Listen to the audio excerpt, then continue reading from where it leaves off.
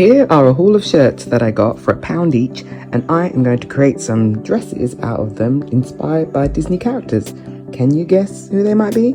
Pammy's Adventures. What's she up to now? I was inspired by Blueprint DIY on YouTube to create a shirt dress. Here is my Make It Pink, Make It Blue out of 2 men's shirts. And as you can see, I used the cuffs and put them on either side to coordinate the colours. And yeah, it just reaches to my ankles, so it's just the right kind of length. And this is what I like. And I like the flowiness of it, but I could also cinch in the waist with my D-logo belt. Yes! There we go. Don't you just love it when you have an idea in your head and you think, will it work? If you don't try, you're not going to know. So I tried and yay, I like it. Make It Pink, Make It Blue, Princess Aurora inspired dress from 2 men's shirts, £1 each from the pound shop. Fun times. What will I make next? And this is what I'm going to make next. I'm going to use this black shirt to create an outfit inspired by our fabulous Mickey Mouse. Stay tuned to see what other characters it works for too. First of all, you can see I've got this red t-shirt. I've actually got 2 of them and I know I'm not going to wear them again, so I thought I'm going to cut them up and use them instead of having them sitting up in my loft.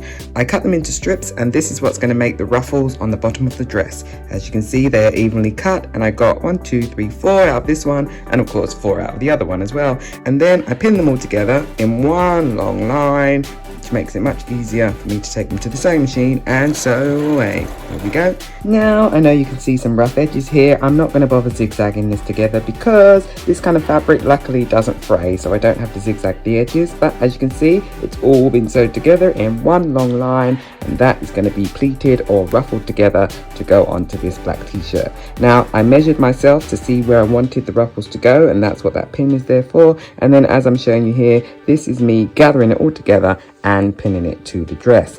I didn't do a tutorial showing you how I gathered it all together because that takes a while, and actually what I wanted to do was use the gather stitch on my sewing machine, but that's not working properly, and when I tried to pull on the thread to make the gathers, it wasn't pulling at all, so I had to do the slow method of pleating every bit of the fabric. And so here you go, here you can see I pleated everything, pinned it all together, and then we're going to take it to the sewing machine because look, it's nearly done.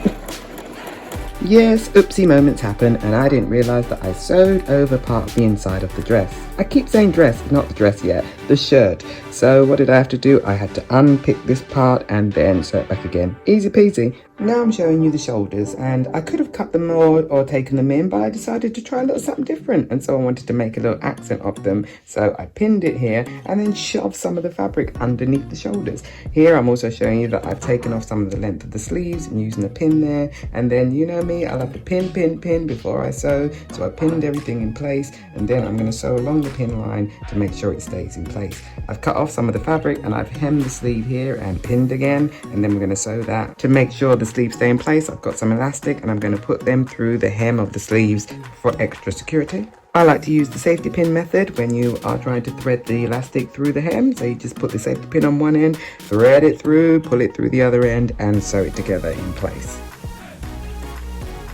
And here's the finished product. What do you think? You know, I love to make a little reel to go with it to show the transitions. And where do I end up? Of course, I end up at Disneyland Paris. I hope you enjoyed this short tutorial. Oh yes, and here's the other character that this dress is similar to. Let's go to Agrabah, Jafar. Pammy's Adventures. What's she up to now? Fred and Ginger, Jafar and Pam.